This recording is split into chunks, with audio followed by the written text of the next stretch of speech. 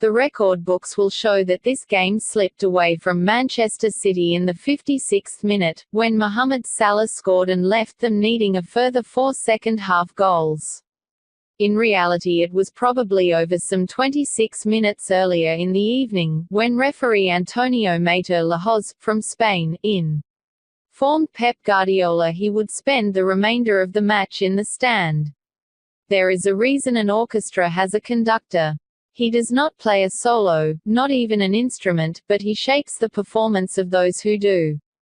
He sets the tempo, he harnesses the energy of the group. That is what Guardiola does for his players, on the touchline. In his absence throughout the second half, the technical area sat empty, as if nobody at the club dared take his place, assume his position or authority. He didn't even leave his yellow ribbon as a reminder of his presence. When the camera panned in on him in the plush blue seats, Guardiola looked forlorn, helpless, like Superman in the face of kryptonite. When Liverpool scored the second, to win on the night too, he put his head in his hands. This has been a good season, but a very bad 7 days for Guardiola and Manchester City. He seems to have lost his way, his clarity of thought. It is not the worst run of his managerial career. He once lost 4 on the spin at Bayern Munich, incredibly, but it has removed his cloak of invincibility. It is not just the 3 results, with 8 goals conceded, but the manner of the defeats and the opposition. Rivals triumphant, leads lost, goals conceded in flurries, and now this personal indiscipline at a crucial moment. What was Guardiola thinking when he confronted Mateu Lahoz at the end of the first half? That the official was over-promoted and useless, no doubt, which he is. But that's exactly the reason it was irresponsible to go near him. Mateu Lahoz looked all night as if he had a match-altering call in him, and he made it. Having already disallowed a good Manchester City goal, to deny them a 2-0 lead, he then banished Guardiola for complaining. Maybe Guardiola needs to wise up. His circumstances have changed. He is no longer at the helm of one of UEFA's darlings, Barcelona or Bayern Munich, the elite of the elite. Manchester City is the club that challenged financial fair play, that pays £50 million fines, that boos the Champions League anthem.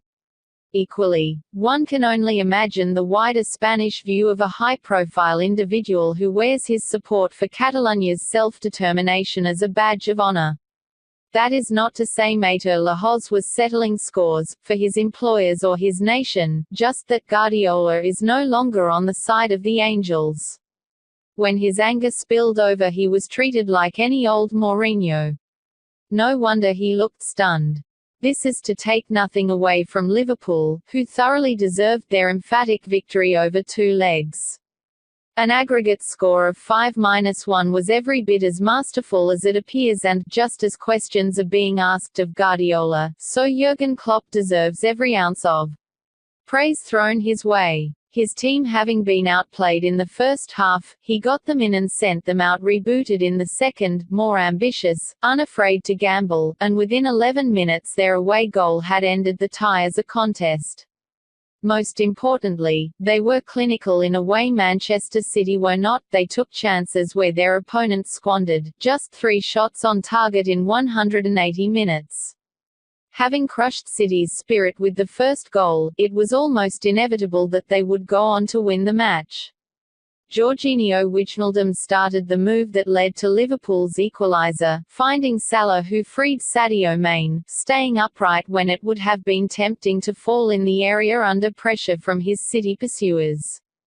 Ederson, in the City goal, looked to have mopped up the loose ball, then spilled it, allowing Salah to perform his trademark finish. Close range, no panic, lifting it into the net, coolness personified. It was already done, but Liverpool thrust a second stake through City's heart, to make sure. Nicolas Otamendi dawdled. Roberto Firmino, arguably Liverpool's man of the match, caught him in possession on the left, strode on and finished smartly past Ederson. The home fans began a steady trickle towards the exit. Once again, their hopes had been dashed. For, previously, as magnificent as Liverpool had been in the first half last week, so City were across the opening 45 minutes here. The difference being that, while Liverpool got the goals and the advantage across the tie, City went in frustrated. Maybe that, too, was part of Guardiola's misguided decision to confront Mateu Lahoz. True, the official had hardly covered himself in glory in the first half. He had waved away 2 penalty shouts that could have gone City's way, gave offside against a good goal and seemed very relaxed about the time Liverpool goalkeeper Loris Karius was taking to bring the ball back into play. That said, Liverpool claimed Virgil van Dijk was fouled for City's first goal, and Maine had been booked for a tackle on Otamendi that looked horrendous in real time but, on closer inspection, turned out to be a case of the striker slipping on the wet surface and skidding into his opponent.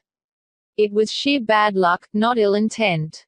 So Mateu Lahoz was an equal opportunities offender. He didn't do anyone too many favors and Guardiola had a responsibility not to jeopardize his best laid plans. For it was going very well, to that point. If Guardiola had sent his team out with a message, it was to be relentless, and Liverpool could not get off this ride.